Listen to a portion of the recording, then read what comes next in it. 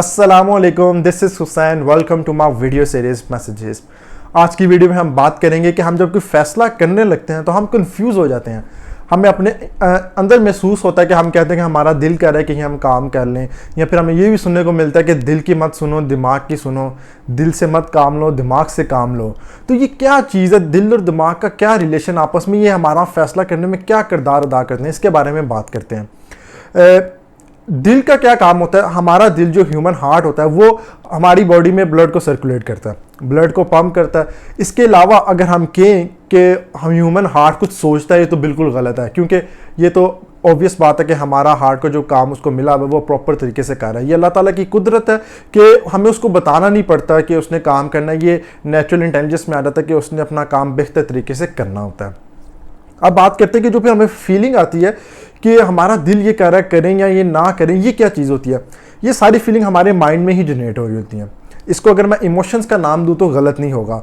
तो हमारे माइंड में ही इमोशंस की बेस पे चीज़ें बन रही होती हैं। अगर मैं इसको ये कहूँ कि जो हम जिसको नाम देते हैं कि हमारा ये दिल कर रहा है, वो इमोशंस की बेस पे होता है, वो भी हमारे माइंड में होता है। और जो हम कहते हैं कि जहन से काम लो, वो एक्चुअली फैक्ट्स की बेस पे कर रहा होता है, वो भी माइंड में होता है। अगर अब हम नेक्स्ट स्टेप पे आ गए हैं, इमोशंस और फैक्ट्स की आपस में लड़ाई होती है, ना कि ये दिल और दिमाग की।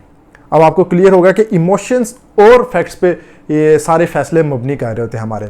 अब कुछ लोगों की मुख्तलिफ राय है इसके बारे में। कुछ लोग कहते हैं कि आप इमोशन से काम लें, जिसको कहा जाए कि दिल की बात सुने, क्योंकि इसमें आपका इंटरेस्ट ज़्यादा होगा। कुछ लोग कहते हैं कि आप फैक्ट्स पे जाएं, कैलकुलेशन पे जाएं, जिसको हम कहते हैं कि जहन से काम लो, क्योंकि उसमें आपके पास डेटा सारा क्लियर आ जाता है। आपको पता होता है कि आपने क्या चीज़ गलत है, क्या ठीक है, क्या गलत है। अगर मैं इधर एक एग्जाम्पल कोड करूँ तो मुझे उम्मीद है अगर आपको ज़रा क्लियर समझ आ जाएगा। आपके किसी दोस्त को पैसों की ज़रूरत है, आपके पास 1000 रुपीज़ है, उसको 500 रुपीज़ की ज़रूरत है। अब फैक्ट्स क्या कहेंगे?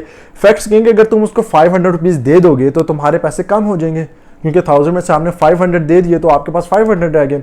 इधर इमोशंस क्या कहेंगे? इमोशंस इसके बिल्कुल ऑपोजिट होते हैं। इमोशंस कहते हैं कि आप उसको पैसे दे दो, हो सकता है उसको पैसों की ज़रूरत हो, उसकी मदद हो जाएगी। अब इन दोनों में इस पॉइंट पे कन्फ्लिक्ट आ जाता है।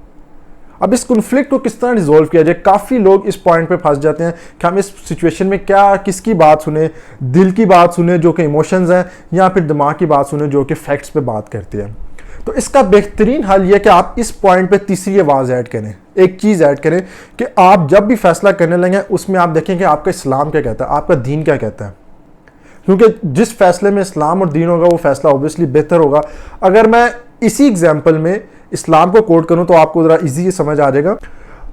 फैक्ट्स ने कहा था कि पैसे ना दो क्योंकि पैसे कम हो जाएंगे। 1000 से आपने 500 दे दिया तो पैसे कम हो जाएंगे। इमोशंस ने कहा कि पैसे दे दो, उसको ज़रूरत होगी।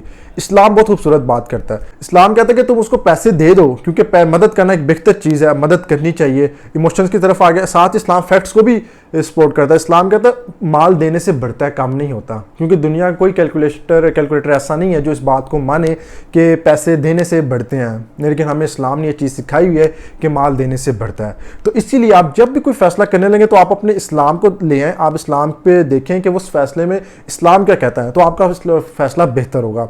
मुझे उम्मीद है कि आप नेक्स्ट टाइम जब भी फैसला करने में उलझ जाएंगे तो आपको पता होगा कि आपने फैक्ट्स और इमोशंस के साथ साथ आपने दीन को शामिल करना है, ताकि आपका फैसला बिल्कुल क्लियर हो जाए। उम्मीद है कि आपको मेरा मैसेज पसंद आया होगा। इंशाल्लाह ताला दोबारा हाजिर होंगे नेक्स्ट वीडियो के साथ। तब तक अल्लाह हाफिज़।